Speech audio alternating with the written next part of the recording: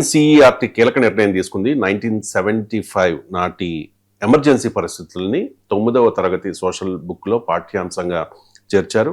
Sir, ఈ నిర్ణయంపై కాంగ్రెస్ కూడా అభ్యంతరం వ్యక్తం చేస్తోంది. కేంద్రం నిర్ణయం కరెక్టేనా సార్? అంటే అప్పటి ఎమర్జెన్సీ పరిస్థితుల్ని నేటి విద్యార్థులు తెలుసుకోవాల్సిన అవసరం ఉంది. అందులోనూ 9th క్లాస్. క్వశ్చన్లో ఒక చిన్న తప్పేంటే ఎమర్జెన్సీని పాఠం పరిస్థితులకు కాదు. ఎమర్జెన్సీని పాఠం వేరు, ఎమర్జెన్సీ పరిస్థితుల పాఠం వేరు. సో ఎమర్జెన్సీపై పాఠంలో భాగంగా పరిస్థితులు వస్తాయి. కానీ ఎమర్జెన్సీ పరిస్థితులపై పాఠం అంటే పొలిటికల్ పాఠం అవుతుంది. అది ఎమర్జెన్సీపై పాఠం అంటే పొలిటికల్ హిస్టరీ పాఠం అవుతుంది. రెండింటి మధ్య తేడా ఉంది. There is difference between political history and politics. Emergency నాటి పరిస్థితులు ఏదో అప్పుడు ప్రజలందరినీ హింసించారని చెప్పడం కాదు. It's not a lesson in political issues, it's a lesson in political history.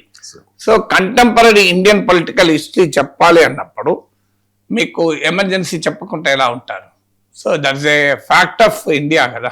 Indian డెమోక్రసీలో ఒక darkest chapter of Indian democracy. మీకు ఫండమెంటల్ రైట్స్ సస్పెండ్ అయ్యాయి, ప్రెస్ ఫ్రీడమ్ సస్పెండ్ అయింది, మీకు న్యాయ వ్యవస్థ స్వయం ప్రతిపత్తి పైన దాడి జరిగింది, రాజకీయ ప్రత్యర్థులందరినీ జైల్లో పెట్టారు. సో ఒక రకంగా రాజ్యాంగమే సస్పెండ్ అయిన పరిస్థితి. దేశంలో చీకటి అధ్యాయం అది. సమకాలీన భారతదేశ స్వాతంత్రానంతర భారతదేశ చరిత్రలో చీకటి అధ్యాయం emergency.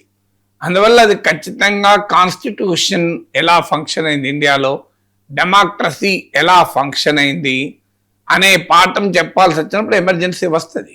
Society in India and beyond అనే లెసన్లో ఎన్సీఆర్టీ 9th క్లాస్ సోషల్ స్టడీస్లో చెప్పారు.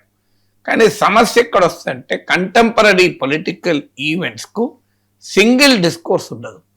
మీకు ఏ కంటెంపరీ పొలిటికల్ ఈవెంట్ అయినా తీసుకోండి, సింగిల్ డిస్కోర్స్ ఉండదు. ఇప్పుడు ఎమర్జెన్సీకి ఒక్క సింగిల్ డిస్కోర్స్. ఇప్పుడు నన్ను అడిగితే emergency the darkest chapter in Indian political history. ఎమర్జెన్సీని నేను తీవ్రంగా ఖండిస్తాను. వాస్తవంగా నాకు రాజకీయ చైతన్యము, వార్తల అవగాహన వచ్చిందే ఎమర్జెన్సీ వ్యతిరేక భావజాలంతో. అందువల్ల నాలాంటి వాడికి ప్రజాస్వామ్యము, భావ ప్రజ్ఞ, స్వేచ్ఛ, ప్రాథమిక హక్కులు వీటిపైన కంప్లీట్ ఇంట్రెస్ట్ కూడా పుట్టింది ఎమర్జెన్సీ వ్యతిరేక రాజకీయ చైతన్యం వల్లనే. నేను అందుకే జీవితంలో ఒక స్వేచ్ఛాయుత ఆలోచనాపరుడుగా బతకాలని కోరుకున్నాను. అంటే ఒక ఇండిపెండెంట్ ఇంటెలెక్చువల్గా, పబ్లిక్ ఇంటెలెక్చువల్గా ఉండాలనేది నా కోరిక. నేను 1983లో జర్నలిజంలో చేరడంతోనే సివిల్స్ రాశాను. సో సివిల్స్ రాసినప్పుడు నాకు ఇప్పట్లాగే పాలిటిక్స్, ఎకనామిక్స్, జాగ్రఫీ, ప్రపంచ పరిణామాలన్నిటిపైన చిన్నప్పటి నుంచి ఇంట్రెస్ట్ కనుక at the time of completing degree కూడా నాకు చాలా అవగాహన ఉండేది. పరీక్ష రాస్తే నేను కాలక్షేపం రాస్తే ప్రిలిమ్స్ పాస్ అయ్యి మెయిన్స్ వచ్చేసింది. కానీ మెయిన్స్ రాయలే. నేను decided not to right mains. నేను సూటబుల్ కాను దీనికి. ఎందుకంటే I want to be A public intellectual. I want to question the system. ఎందుకు దీనికి మూలం ఎక్కడుంది అంటే ఎమర్జెన్సీ వ్యతిరేక రాజకీయ చైతన్యంలో ఉంది. సో అందువల్ల మాలాంటి తరానికి ఎమర్జెన్సీ వ్యతిరేక రాజకీయ చైతన్యమే పునాది. సో అందువల్ల ఎమర్జెన్సీ గురించి చెప్పడంలో తప్పేమీ లేదు. కానీ చెప్తున్నప్పుడు నువ్వు ఎలా చెప్తావు, ఇతర కంటెంపరీ పొలిటికల్ ఈవెంట్స్ గురించి చెప్తావా అనేది క్వశ్చన్. న్యాయంగా అయితే స్కూల్ పిల్లలకు చెప్పేటప్పుడు ఈ కాంట్రవర్షియల్ పొలిటికల్ ఈవెంట్స్ చెప్పకుండా ఎమర్జెన్సీ అనే దానికి ఉండే కాన్స్టిట్యూషనల్ ప్రొవిజన్స్ ఏంటి, ఎమర్జెన్సీ పెడితే కాన్స్టిట్యూషన్కి వచ్చే ప్రమాదం ఏంటి, డెమోక్రసీకి వచ్చే ప్రమాదం ఏంటి అనే వరకు చెప్పడం ఒక ఎత్తు. ఇంకో ఎత్తు ఏంటి అప్పటి పరిస్థితి. అందుకే మీరు అన్నది నేను ఎమర్జెన్సీ గురించి చెప్పడమా, ఎమర్జెన్సీ నాటి పరిస్థితుల గురించి చెప్పడమా, ఈ రెండింటి మధ్య తేడా ఉంది. పరిస్థితుల గురించి చెప్పేటప్పుడు రాజకీయాలు వస్తాయి. ఎమర్జెన్సీ గురించి చెప్పేటప్పుడు ఇట్స్ ఎ ప్లేన్ సివిక్స్ లెసనే కదా. అందువల్ల ఏ టోన్లో నువ్వు చెప్తావు అన్నది కీలకం.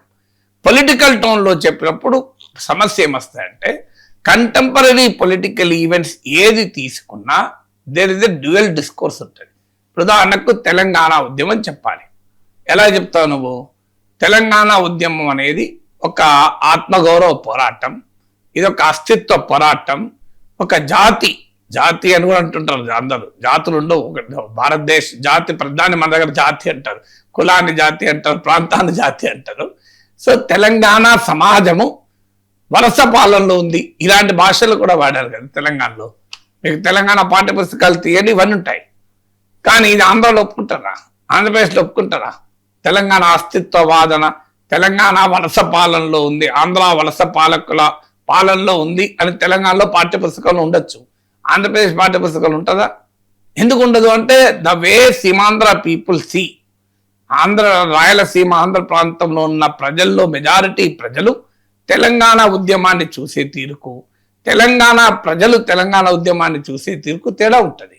ఎందుకుంటది అంటే వారి వారి ప్రాపంచిక దృక్పథం నుంచి ఉంటుంది. తప్పని నేను ఎవరి వెర్షన్ వారిది. సో మీకు హిందీ భాష మాట్లాడే ప్రజలు తమిళ ఐడెంటిటీని చూసేది ఒక రకంగా ఉంటుంది, తమిళనాడు ప్రజలు తమిళ ఐడెంటిటీని చూసేది ఒక రకంగా ఉంటుంది. దళిత్ చైతన్యాన్ని అగ్రకులాల్లో ఉన్న వారందరూ డెమోక్రటిక్ చైతన్యం అప్రిషియేట్ చేయాలని రూల్ ఏం లేదు కదా. సో దళిత్ ఉద్యమాల్ని చూసేటప్పుడు రెండు రకాలుగా ఉంటాయి. అందులో ముఖ్యంగా కంటెంపరీ పొలిటికల్ ఈవెంట్స్ చూసేటప్పుడు డ్యూయల్ డిస్కోర్స్ ఉంటుంది. ఇప్పుడు 1984 Sikh riots, 2002 Gujarat riots, 2002 Gujarat riots ను బీజేపీ సంఘ్ పరివార్ చూసినట్లుగా మిగతా వాళ్ళు చూస్తారా? బిల్కిస్ బానుపై జరిగింది దుర్మార్గమైన అత్యాచారం అని చాలా దేశంలో ప్రజాస్వామ్యవాదులంతా నమ్ముతారు. కానీ ఆ అంతకులకు పూలదండలేసి వాళ్ళ జైలు నుంచి విడుదల చేస్తే స్వాతంత్ర సమర యోధులు బయటకు వచ్చినట్టుగా వాళ్ళు ఆహ్వానించి వాళ్ళ కుటుంబ సభ్యులకు ఎమ్మెల్యే టికెట్ కూడా ఇచ్చారు. మరి ఏమంటారు చెప్పండి ఇది? సో అందువల్ల 2002 గుజరాత్ రైట్స్ భారతదేశంలో ఒక మత మారణ హోమము అనేది భారతదేశంలో సెక్యులర్ ప్రజాస్వామ్యవాదుల అభిప్రాయం. అటల్ బిహారీ వాజ్పేయి లాంటి వారే మా వారు రాజధర్మాన్ని మర్చిపోయారు అన్నారు. సో దాన్ని మరి అలా ఇప్పుడు నరేంద్ర మోడీ అలా ఒప్పుకుంటాడా? రాజధర్మాన్ని మర్చిపోయారని వాజ్పేయి చెప్పింది నిజమని అడగలడా? మరి 2002 గుజరాత్ రైట్స్ గురించి చెప్పినప్పుడు ఎలా చెప్తావు? అలాగే బాబ్రీ మసీద్ డిమాలిషన్ ఉంది. కొంతమంది దృష్టిలో అది రిక్లెయిమింగ్ ది హిందూ ఐడెంటిటీ, మరికొంతమంది దృష్టిలో అది మైనారిటీల పైన దాడి. దాన్ని ఎలా చూస్తావు? ఎంకే అద్వానీ అన్నాడు కదా ఇది చీకటి రోజు అని. సో మరి దాన్ని చీకటి రోజుగా చూస్తారు ఈ దేశంలో అందరూ? చూడరు కదా. అందువల్ల ఇలా కంటెంపరీ పొలిటికల్ ఈవెంట్స్కి వచ్చేవరకు అది ఎమర్జెన్సీ కానీ, 1984 రైట్స్ కానీ, మీకు 2002 గుజరాత్ రైట్స్ కానీ, 1984లో యాంటీ సిక్ రైట్స్, 1990లో వచ్చినటువంటి బాబ్రీ మసీద్ డిమాలిషన్ కానీ, ఇవన్నీ కూడా సింగిల్ డిస్కోర్స్ ఉండదు, డ్యూయల్ డిస్కోర్స్, మల్టిపుల్ డిస్కోర్స్ ఉంటుంది. వీటిని ఎలా చూస్తావు అనే విషయంలో మీకు భిన్నమైన అభిప్రాయాలు ఉంటాయి. మరి అది ఏ అభిప్రాయం చెప్తావు నువ్వు? మరి న్యాయంగా అయితే టెక్స్ట్ బుక్ వచ్చినప్పుడు అవి న్యూట్రల్ గనక అన్ని రకాల డిస్కోర్సులు చెప్పాలి. చెప్తారా? మీకు తెలంగాణలో మీరు ఉమ్మడి ఆంధ్రప్రదేశ్లో స్కూల్ పుస్తకాలు చదువుకున్నారు కదా. తెలంగాణలో జరిగిన మహత్తరమైన నిజాం వ్యతిరేక తెలంగాణ సాయుధ పోరాటం పాఠాలు చదివింటారు ఎప్పుడన్నా? ఎందుకు చదవలేదు? మరి ఇక్కడ మహత్తరమైన పోరాటం కదా, అది మామూలు పోరాటం కాదు. 4,000 మంది బిడ్డల ఆత్మార్పణంతో బాంచందర కాల్ముక్తాన పేద రైతాంగాన్ని మన ఫిరంగుల్లాగా పేలి నిజాం నిరంకుశత్వానికి వ్యతిరేకంగా, రాచరిక దౌష్ట్యాలకు వ్యతిరేకంగా, మతోన్మాద దుర్మార్గాల వ్యతిరేకంగా పోరాడిన మాత్ర చరిత్ర ఎందుకు లేదు? మరి ఎందుకు చెప్పలేదు దాన్ని? మనం మిగతా అన్ని స్వాతంత్ర పోరాటాల గురించి చదువుకున్నాం, దీని గురించి ఎందుకు చదువుకోలేదు? కారణం దాన్ని కమ్యూనిస్ట్ నాయకత్వంలో వహించారు. దేశంలో పాలించింది కాంగ్రెస్ ప్రభుత్వాలు కనుక ఎన్నడూ చెప్పలే మనకు. ఫ్యాక్టే కదా ఇది. ఇది మీరు తెలంగాణలో గ్రామానికి వెళ్ళినా తెలంగాణ సాయుధ పోరాటం గురించి చెప్పుకుంటారు, ఇప్పటికీ చెప్పుకుంటారు. ఇప్పటికీ చాకలైనమ్మ పోరాటం గురించి, దొడ్డు కమరయ్య త్యాగం గురించి చెప్పుకుంటారు. మరి ఎందుకు చెప్పలేదు ఇది పుస్తకాల్లో? ఎక్కడ దీనికి ఆన్సర్ ఉండాలి కదా. నేను ఎందుకు చెప్పలేదంటే పాలించిన పాలకుల ప్రకారం చరిత్రను విక్టర్స్ విల్ రైట్ ద హిస్టరీ అంటారు, గెలిచిన వారు చరిత్ర రచిస్తారు. అందుకే ఇంత మహత్తరమైన తెలంగాణ సాయుధ పోరాటాన్ని ఏ స్కూల్ టెక్స్ట్ బుక్ లో చెప్పలేదు మనకు. మేము చదువుకోలేదు. తెలంగాణలో చదువుకున్న వాళ్ళకు అంటే ఉమ్మడి ఆంధ్రప్రదేశ్ ఒకటే పాఠ్య పుస్తకం కదా, లేదు కదా. అందువల్ల ఎప్పుడు కూడా మీకు కంటెంపరీ పొలిటికల్ ఈవెంట్స్ కు సింగిల్ డిస్కోర్స్ ఉండదు, మల్టిపుల్ డిస్కోర్స్ ఉంటుంది. మరి ఎలా చెప్తావు దాన్ని అనేది క్వశ్చన్. నువ్వు ఎమర్జెన్సీ గురించి పాఠం చెప్పడం కరెక్ట్, మరి గుజరాత్ రైట్స్ గురించి ఎందుకు చెప్పావు? 2002 గుజరాత్ మారణ హోమం, బిల్కిస్ బానుపై సామూహిక అత్యాచారం, హత్యలు, వీటి గురించి చెప్పవా అనే క్వశ్చన్ అన్నప్పుడు ఏమన్నా సరే చెప్తారు. సో అందువల్ల ఇవి చెప్పేటప్పుడు ఏంటంటే ఆ బ్యాలెన్స్ మెయింటైన్ చేస్తున్నావా లేదా? హయ్యర్ లెవెల్కు డిగ్రీ లెవెల్ పీజీ లెవెల్ వచ్చినప్పుడు చదువుకోవడం వేరు. అప్పుడు భిన్నమైన కథనాలు చదువుకుంటాము, భిన్నమైన ఒపీనియన్ చదువుకుంటాము. ఈవెన్ టెక్స్ట్ బుక్ లో ఒకటి ఉన్నా బయట చదువుకుంటాము. టెక్స్ట్ బుక్ లో చదువుకోకపోయినా మాకు ఎలా తెలిసింది తెలంగాణ సాయుధ రైతాంగ పోరాటం గురించి? మీరు చదవలే, నేను చదవలే పాఠ్య పుస్తకంలో, కానీ నాకు తెలిసింది కదా. ఎలా తెలిసిందంటే డిగ్రీ హయ్యర్ లెవెల్కి వచ్చే వరకు అన్ని చదువుకుంటాం కదా, ఒక్క వర్షన్ చదవం కదా. ఇప్పుడు నేను ఎకనామిక్స్ చదవాలనుకోండి, ఎకనామిక్స్ పైన రాసిన ఆర్టికల్, ఒక రఘురామ్ రాజన్ ఆర్టికల్ చదువుతాను, ఒక జయతి గో సిపి చంద్రశేఖర్ రాసిన ఆర్టికల్ చదువుతాను, ఒక సుజిత్ భల్లా ఆర్టికల్ చదువుతాను, ఒక అరవింద్ పనగారియా రాసిన ఆర్టికల్ చదువుతాను. ఇలా మీకు రకరకాల ఎకానమిస్టులు రాసిన ఆర్టికల్స్ కలిపి చదువుతాను, ఎందుకంటే ఒక పిక్చర్ వస్తుంది కనుక. సో ఇది హయ్యర్ లెవెల్లో సాధ్యమవుతుంది, స్కూల్ లెవెల్లో సాధ్యమవుతుందా? 9th క్లాస్ స్టూడెంట్ ఎమర్జెన్సీ పైనో గుజరాత్ రైట్స్ పైనో భిన్నమైనటువంటి కథనాలు చదివే అవకాశం ఉన్నప్పుడు, సో ఒక పిల్లల మైండ్ను నీ పాలిటిక్స్తో లింక్ చేసి చెప్పడం ఏంటి అనే క్వశ్చన్ వస్తుంది.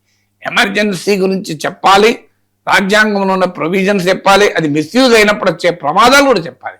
కానీ దాంట్లో రాజకీయాలు కనుక జోడించినప్పుడు ఇష్యూస్ ఎందుకు వస్తాయంటే, గుజరాత్ మరి రైట్స్ గురించి ఎందుకు చెప్పలేదన్న క్వశ్చన్ వస్తుంది. దానిపైన మరి చెప్పినప్పుడు లెసన్ ఎలా ఉంటుంది అనే క్వశ్చన్ వస్తుంది. అందువల్ల కంటెంపరీ పొలిటికల్ ఈవెంట్స్ను స్కూల్ టెక్స్ట్ బుక్లో ఇంక్లూడ్ చేసేటప్పుడు దాన్ని ఏ రకంగా నువ్వు ఈ మల్టిపుల్ డిస్కోర్సెస్ను ఇంక్లూడ్ చేస్తావు అనేది ప్రశ్న.